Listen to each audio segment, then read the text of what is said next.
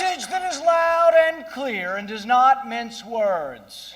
We've come to take our country back.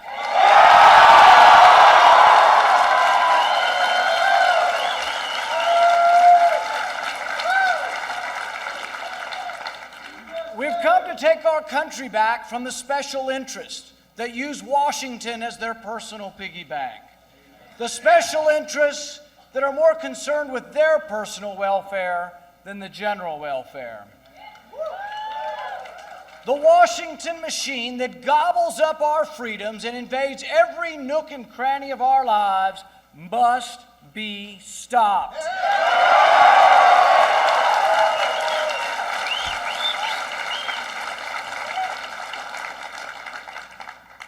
Less than 5 years ago, I stood just down the road in my hometown in Bowling Green and said those same words. I wasn't supposed to win. No one thought I would. Some people ask me, then why are you running? The answer is the same now as it was then. I have a vision for America. I want to be part of a return to prosperity. A true economic boom that lifts all Americans. A return to a government restrained by the Constitution.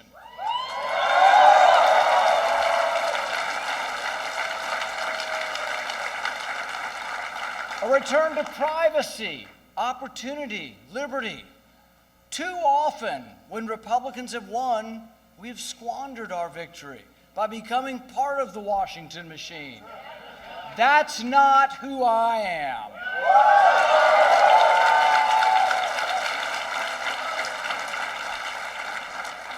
That's not why I ran for office the first time just a few years ago. The truth is I love my life as a small town doctor. Every day I woke up, I felt lucky to be able to do the things I loved. More importantly, I was blessed to be able to do things that made a difference in people's lives. I never could have done any of this, though, without the help of my parents who are here today. I'd like you to join me and thank my mother and dad.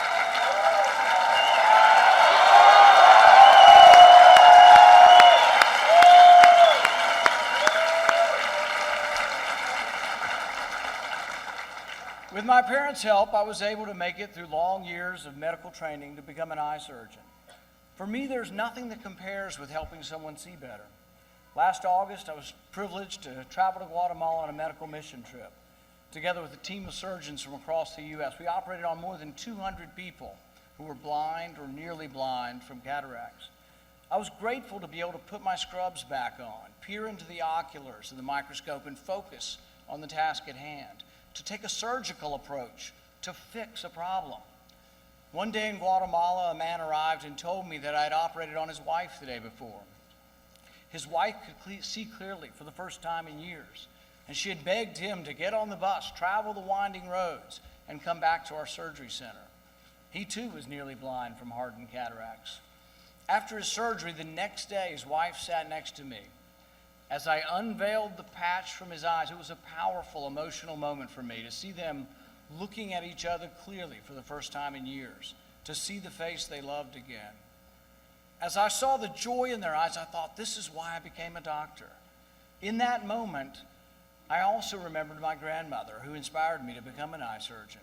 She spent hours with me as a kid. We would sort through her old coin collection, looking for wheat pennies and Indian heads. But as her vision began to fail, I became her eyes to inspect the faintness of the mint marks on the old weather-worn coins. I went with my grandmother to the ophthalmologist as she had her corneas replaced. I was also with her when she received the sad news that macular degeneration had done irreparable harm to her eyes. My hope that my grandmother would see again made me want to become an eye surgeon, to make a difference in people's lives. I've been fortunate. I've been able to enjoy the American dream. I worry, though, that the opportunity and hope are slipping away for our sons and daughters. As I watch our once great economy collapse under mounting spending and debt, I think, what kind of America will our grandchildren see? It seems to me that both parties and the entire political system are to blame.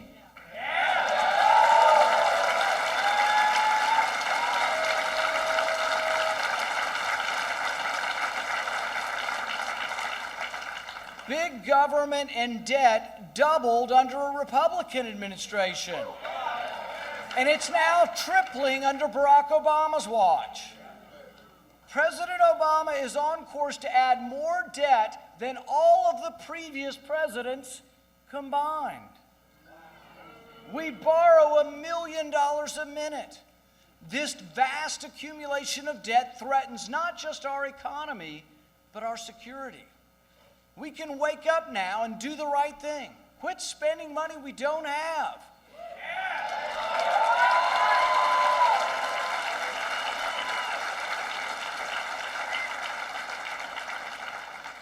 This message of liberty is for all Americans, Americans from all walks of life.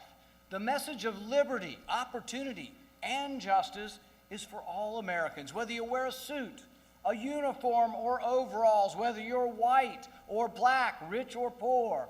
In order to restore America, one thing is for certain, though.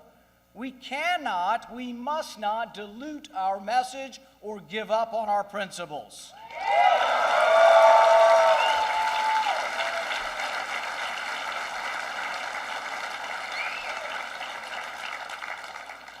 If we nominate a candidate who is simply Democrat light, what's the point?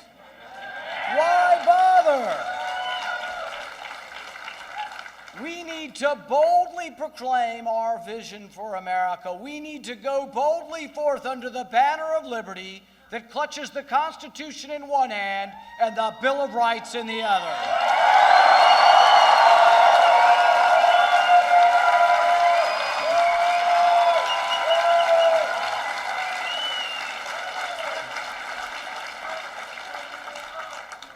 Washington is horribly broken. I fear it can't be fixed from within. We, the people, must rise up and demand action.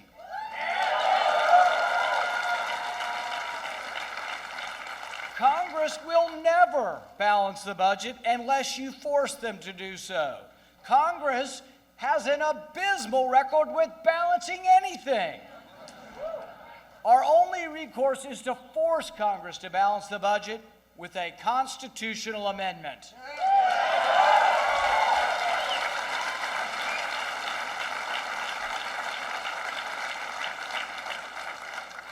I have been to Washington, and let me tell you, there is no monopoly on knowledge there. I ran for office because we have too many career politicians. I believe it now more than ever. We limit the president to 2 terms. It's about time we limit the terms of Congress.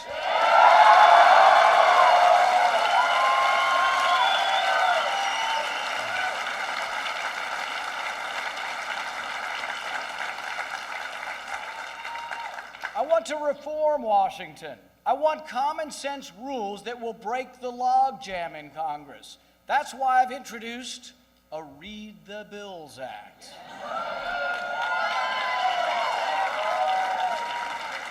The bills are 1,000 pages long and no one reads them. They are often plopped on our desk with only a few hours before a vote. So I've proposed something truly extraordinary. Let's read the bills, every page.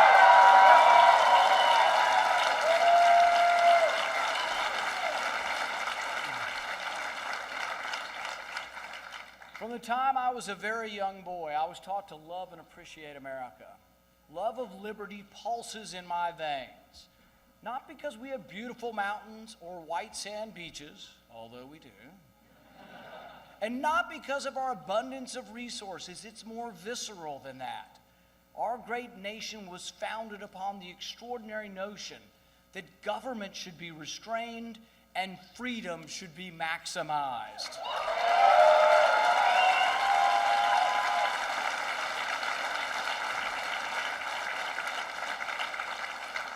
America, to me, is that beacon. We are unique among the nations in that our country stands for freedom. Freedom nurtured our country from a rebellious group of colonies into the world's greatest nation. When tyranny threatened the world, America led the way to rid the world of Nazis and fascist regimes. Resolutely we stood decade after decade against communism, the engine of capitalism finally winning out against the sputtering, incompetent engine of socialism. We won the Cold War.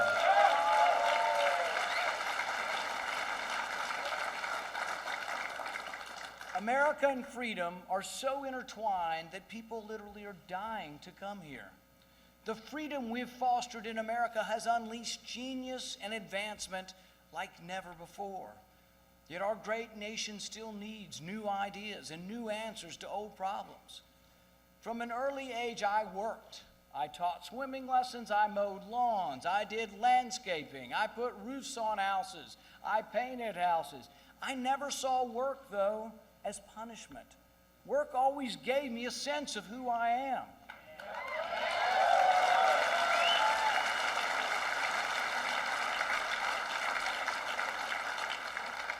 Self-esteem can't be given, it must be earned.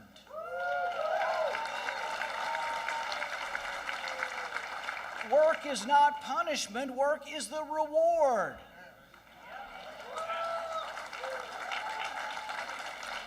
Two of my sons work minimum wage jobs while they go to college. I'm proud of them as I see them realize the value of hard work.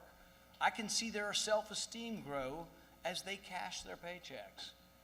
I have a vision for America where everyone who wants to work will have a job.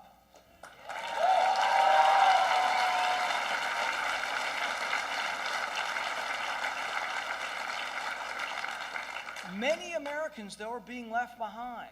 The reward of work seems beyond their grasp.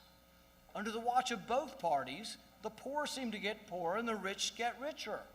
Trillion-dollar government stimulus packages have only widened the income gap.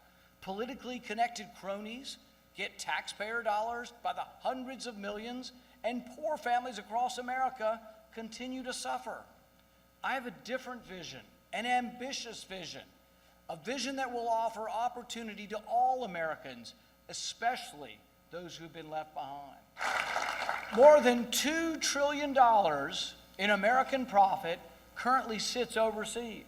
In my vision for America, new highways and bridges will be built across the country, not by raising your taxes, but by lowering the tax to bring this American profit home.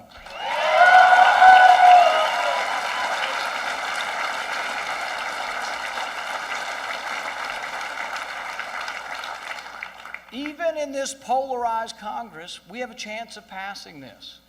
I say let's bring $2 trillion home to America. Let's bring it home now.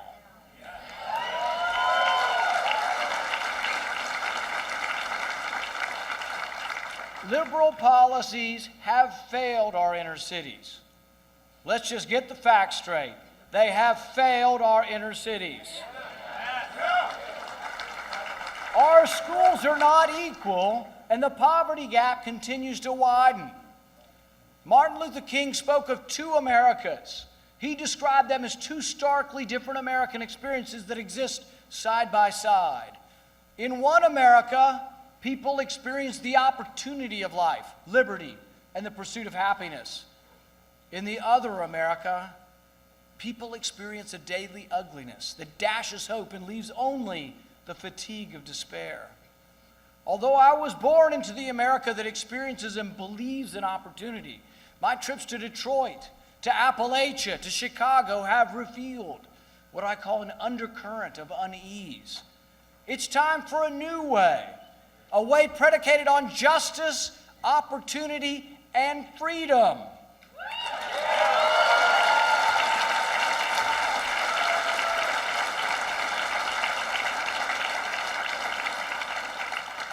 Those of us who have enjoyed the American dream must break down the wall that separates us from the other America.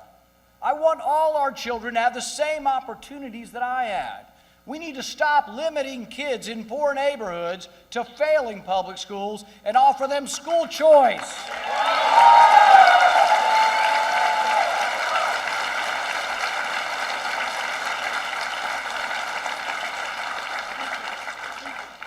It won't happen, though, unless we realize that we can't borrow our way to prosperity. Currently, some $3 trillion comes into the U.S. Treasury. Couldn't the country just survive on $3 trillion? I propose we do something extraordinary. Let's just spend what comes in.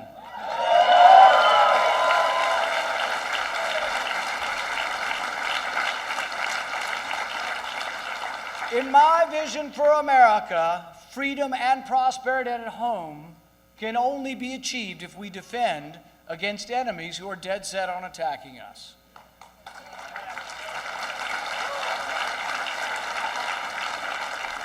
Without question, we must defend ourselves and American interests from our enemies. But until we name the enemy, we can't win the war.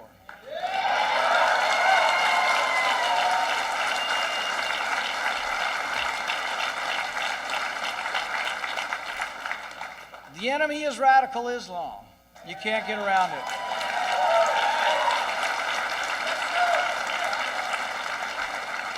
And not only will I name the enemy, I will do whatever it takes to defend America from these haters of mankind.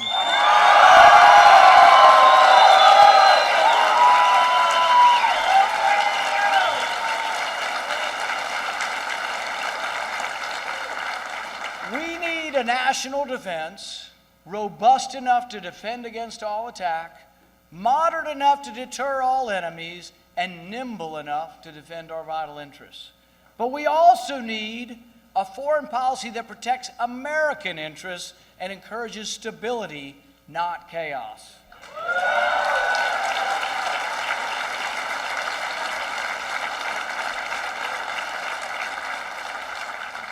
At home, conservatives understand that government is the problem, not the solution.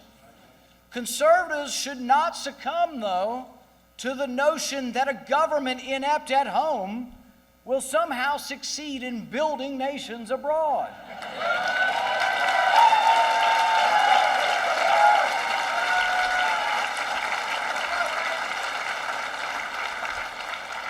I envision an America with a national defense unparalleled, undefeatable, and unencumbered by overseas nation building.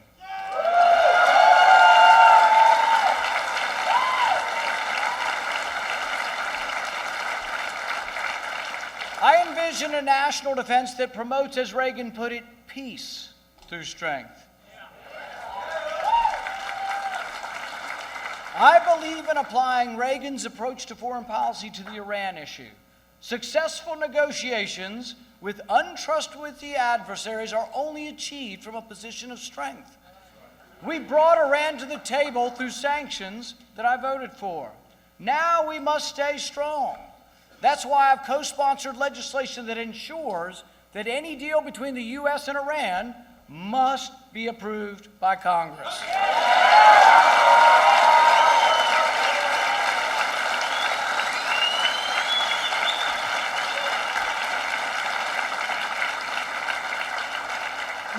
Not only is that good policy, it's the law. It concerns me that the Iranians have a different interpretation of the agreement. They're putting out statements that say completely opposite of what we're saying. It concerns me that we may attempt, or the president may attempt, to unilaterally and prematurely halt sanctions. I will oppose any deal that does not end Iran's nuclear ambitions and have strong verification measures.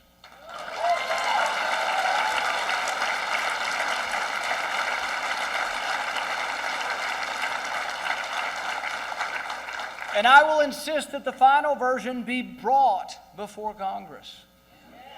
The difference between President Obama and myself, he seems to think you can negotiate from a position of weakness. Yet everyone needs to realize that negotiations are not inherently bad, that trust but verify is required in any negotiation, but that our goal always should be and always is peace, not war.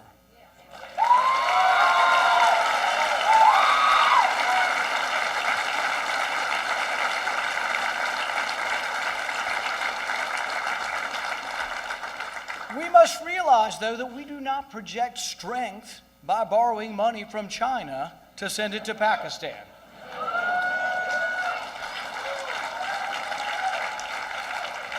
Let's quit building bridges in foreign countries and use that money to build some bridges here at home.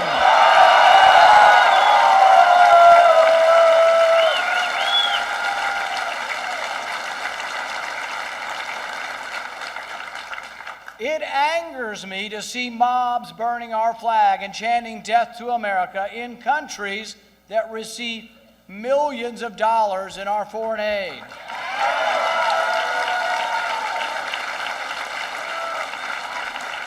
I say it must end. I say not one penny more to these haters of America.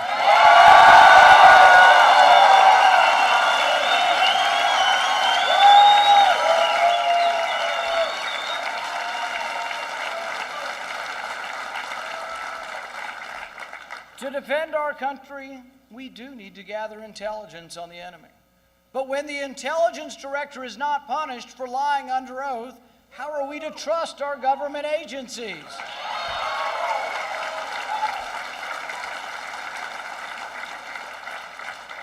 Warrantless searches of America's phones and computer records are un-American and a threat to our civil liberties.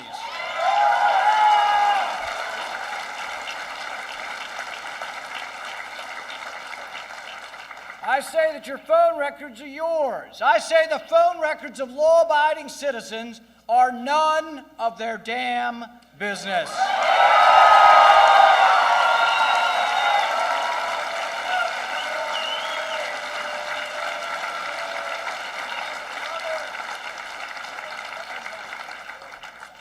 Is this where we light up the phones? The president created this vast dragnet by executive order. And as president, on day one, I will immediately end this unconstitutional surveillance.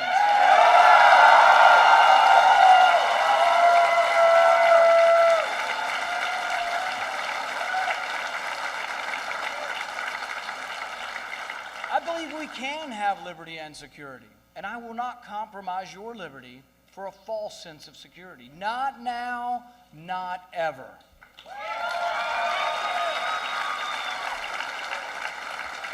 We must defend ourselves, but we must never give up who we are as a people. We must never diminish the Bill of Rights as we fight this long war against evil. We must believe in our founding documents. We must protect economic and personal liberty again. America has much greatness left in her. We are still exceptional, and we are still a beacon for the world. We will thrive when we believe in ourselves again. I see an America strong enough to deter foreign aggression, yet wise enough to avoid unnecessary intervention.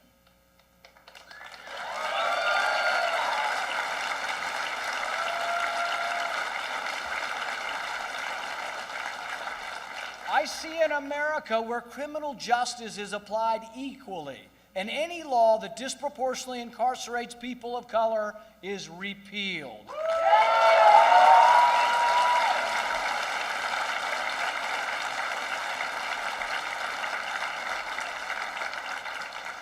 I see an America with a restrained IRS that cannot target, cannot harass American citizens for their political or religious beliefs.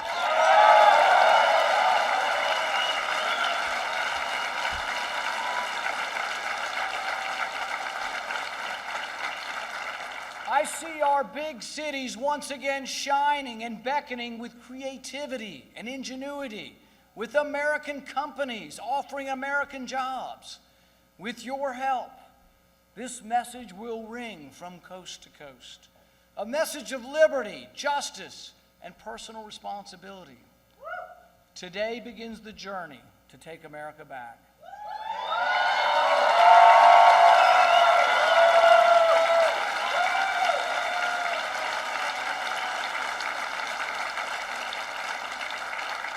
To rescue a great country now adrift, join me as together we seek a new vision for America. Today, I announce with God's help, with the help of liberty lovers everywhere, that I am putting myself forward as a candidate for President of the United States of America.